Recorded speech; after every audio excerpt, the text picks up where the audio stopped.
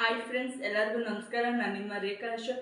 ಇವತ್ತು ಮಕ್ಕಳಿಗೆ ಅಂತಾನೆ ಒಂದು ಪ್ರಾಡಕ್ಟ್ ಬಂದಿದೆ, ಕವಚ್ ಫ್ರೆಶ್ ಅಂತ ಹೇಳ್ಬಿಟ್ಟು, on and on Kavach fresh ಅಂತ ಹೇಳ್ಬಿಟ್ಟು. ಇದು ಯಾವುದಕ್ಕೆಲ್ಲ ಯೂಸ್ ಆಗುತ್ತೆ ಅಂದರೆ, ಕೆಲವೊಂದು ಮಕ್ಕಳಿಗೆ ಪದೇ ಪದೇ ಜ್ವರ ಬರ್ತಾ ಇರುತ್ತೆ, ಕೆಲವೊಬ್ಬರಿಗೆಲ್ಲ ಕೆಮ್ಮು ಪದೇ ಪದೇ ಆಗ್ತಾ ಇರುತ್ತೆ, ನೀರು ಚೇಂಜಸ್ ಆಗ್ತಾ ಇರುತ್ತೆ, ಕೆಲವೊಂದು ಕಡೆ ಫಂಕ್ಷನ್ಗೆ ಹೋದಾಗೆಲ್ಲ ಅವ್ರಿಗೂ ಕೂಡ ಕವಚ್ ಫ್ರೆಶ್ ಅನ್ನೋದು ತುಂಬ ಯೂಸ್ ಆಗೋವಂಥದ್ದು. ಇದನ್ನ ಕಂಟಿನ್ಯೂಸ್ ಆಗಿ ಅವ್ರಿಗೆ 6 ಮಂತ್ ಕೊಡೋದ್ರಿಂದ ರೆಗ್ಯುಲರ್ ಆಗಿ ಅವ್ರ ಬಾಡಿಗೆ ಅಟ್ಯಾಚ್ ಆಗೋಕ್ಕೇನೆ, ಅಂದರೆ ಸೇರೋಕ್ಕೋಸ್ಕರ ಅವ್ರಿಗೆ ಇಂಪ್ರೂವ್ಮೆಂಟ್ ಆಗೋಕ್ಕೋಸ್ಕರನೇ 3 ಮಂತ್ಸ್ ಬೇಕಾಗುತ್ತೆ. ಇದು ಅವ್ರಿಗೆ 3 to 4 ಮಂತ್ಸ್, ಆಮೇಲೆ 6 ಮಂತ್ ತನಕ ಹಾಕೋರು ತುಂಬ ಒಳ್ಳೆಯದು. ಇದನ್ನ ಕೆಲವೊಂದು ವರ್ಷದ ತನಕ ನೀವು ಕಂಟಿನ್ಯೂ ಮಾಡೋದ್ರಿಂದ ತುಂಬ ಯೂಸ್ ಆಗುತ್ತೆ. ಮಕ್ಕಳಿಗೋಸ್ಕರನೇ ಕೆಮ್ಮು ಶೀತ ಅನ್ನೋದು ಏನೂ ಬರಲ್ಲ.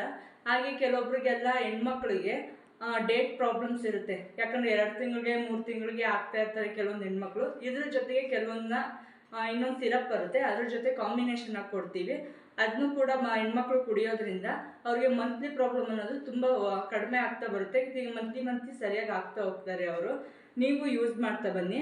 ಈ ಜಾಮ್ ಬಂದ್ಬಿಟ್ಟು ನಿಮಗೆ ಇದು ಜಾಮ್ ಟೈಪಲ್ಲಿ ಕೂಡ ಇರುತ್ತೆ. ಇದು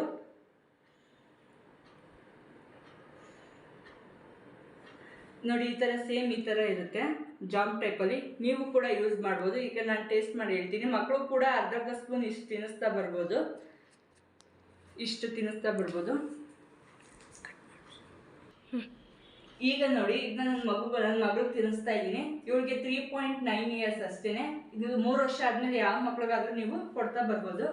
ನೋಡಿ, ಅರ್ಧ ಸ್ಪೂನ್ ಅಷ್ಟು ತಿನ್ನಿಸ್ತಾ ಇದ್ದೀನಿ. ಬೆಳಿಗ್ಗೆ ಅರ್ಧ ಸ್ಪೂನು, ಸಾಯಂಕಾಲ ಅರ್ಧ ಸ್ಪೂನ್ ತಿನ್ನಿಸಿದ್ರೆ ಮಕ್ಕಳಿಗೆ ಇಮ್ಯುನಿಟಿ ಪವರ್ ಜಾಸ್ತಿ ಆಗ್ತಾ ಹೋಗುತ್ತೆ.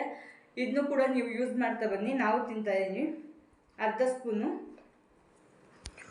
ಇಷ್ಟು ಡೈಲಿ ತಿಂತಾ ಬಂದರೆ, ಇನ್ನು ಅರ್ಧ ಸ್ಪೂನು ಇಷ್ಟು ತಿಂತಾ ಬಂದರೆ ನಿಮಗೂ ಇಮ್ಯುನಿಟಿ ಪವರ್ ಅನ್ನೋದು ಜಾಸ್ತಿ ಆಗ್ತಾ ಬರುತ್ತೆ. ಈ ವಿಡಿಯೋ ನಿಮ್ಗೆ ಏನಾದ್ರು ಇಷ್ಟ ಆಗಿದ್ರೆ ಲೈಕ್ ಮಾಡಿ, ಶೇರ್ ಮಾಡಿ, ಕಮೆಂಟ್ ಮಾಡಿ. Thank you.